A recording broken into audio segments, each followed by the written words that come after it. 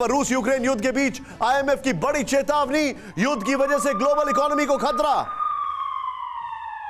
युद्ध की वजह से महंगाई और बढ़ेगी। आईएमएफ ने कहा, वर्ल्ड बैंक पहले ही कह चुका है कि युद्ध की वजह से बहुत दिक्कतें होने वाली हैं। डब्ल्यूएचओ पहले ही कह चुका है कि अन्न की कमी होने वाली है और डब्ल्यूएचओ यह भी कह चुका है कि कई मुल्कों में भुखमरी के हालात होंगे। लेकिन आईएमएफ का यह कहना, इंटरनेशनल मॉनेटरी फंड, अगर वो ये कह रहा है तो इसका मतलब अब इकोनॉमी जो है, वर्ल्ड इकोनॉमी जो है, वो रिसेशन में जाने वाली है।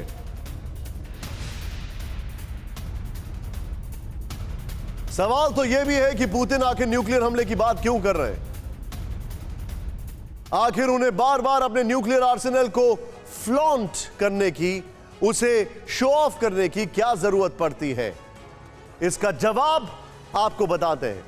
रूस यूक्रेन वॉर को 50 दिन हो गए हैं, लेकिन पुतिन की सेना यूक्रेन पर कब्जा करने से बहुत दूर है। जंग के 50वें दिन रूस ने दावा किया कि उसने अब पोर्ट सिटी मरियोपोल पर कब्जा कर लिया है। जरा ध्यान से देखें आप, मैं आपको यहां पर दिखाना चाहूंगा। मरियोपोल की हम बात कर रहे हैं, यहां पर एग्जैक्टली इस तरफ देखें आप, मरियोपोल डाउन ईस्ट।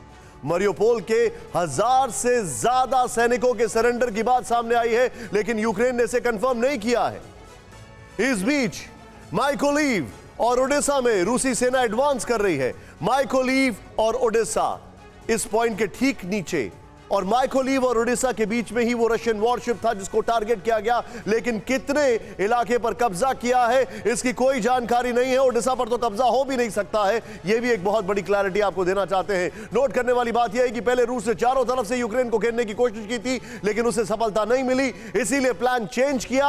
अब इस वक्त रूसी सेना की यूक्रेन में प्रेजेंस सिर्फ खार्किव, लुहांस्क और डोनेस्क रीजन में दिखाई दे रही है। सवाल है कि क्या पुतिन सिर्फ साउथ ईस्टर्न यूक्रेन तक ही सिमट जाएंगे? ऐसा नहीं है, क्योंकि कीव के कमांड सेंटर्स पर रूसी हमले की धमकी। अभी तक हमला नहीं किया, लेकिन आगे की गारंटी नहीं। रशियन डिफेंस मिनिस्ट्री ने कहा, मॉस्को की ज़ेलेंस्की को डायरेक्ट धमकी, रशियन फेडरेशन पर यूक्रेन के हमले का जवाब कीव पर हमले से दिया जाएगा। रशियन डिफेंस मिनिस्ट्री के प्रवक्ता की सीधे धमकी है ये।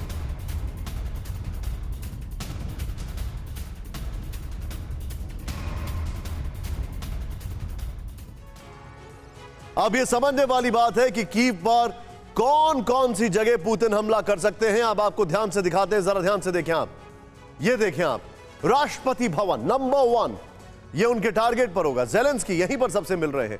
रक्षा मंत्रालय सीधे तौर पर, यूक्रेन की पार्लियामेंट जो कि अभी भी काम कर रही है, सिक्योरिटी सर्विसेज का headquarter, armed force headquarter, Kyiv city centre administration, जहां खार्किव सिटी सेंटर एडमिनिस्ट्रेशन का हाल आपने देखा, और शायद वो ट्रेन और वो रेलवे लाइन जिससे पोलैंड से 7 घंटे का सफर करके यूरोपियन लीडर्स की पहुंच रहे हैं।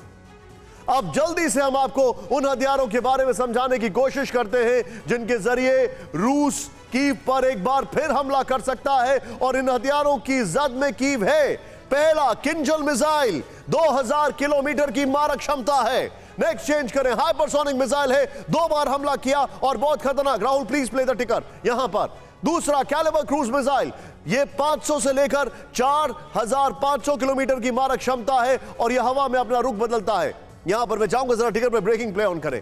इस्कैंडर बैलिस्टिक मिसाइल, मारक क्षमता 500 किलोमीटर। हाइपरसोनिक मिसाइल, मारक क्षमता जो है इसकी 3000 किलोमीटर है। हाइपरसोनिक मिसाइल, ये वो मिसाइल है, गेरा हाइपरसोनिक मिसाइल, जिसके बारे में पुतिन ने 2018 में कहा था कि हमारे पास ऐसी मिसाइल है जो दुनिया के किसी भी कोने में, कहीं पे भी, किसी को भी टारगेट कर सकती है। Subsonic air launch cruise missile, मारक क्षमता 600 किलोमीटर। इसको अभी तक इस्तेमाल नहीं किया गया है। अड़ी सोमवार से शुक्रवार शाम 6 बजे सिर्फ TV9 भारतवर्ष पर।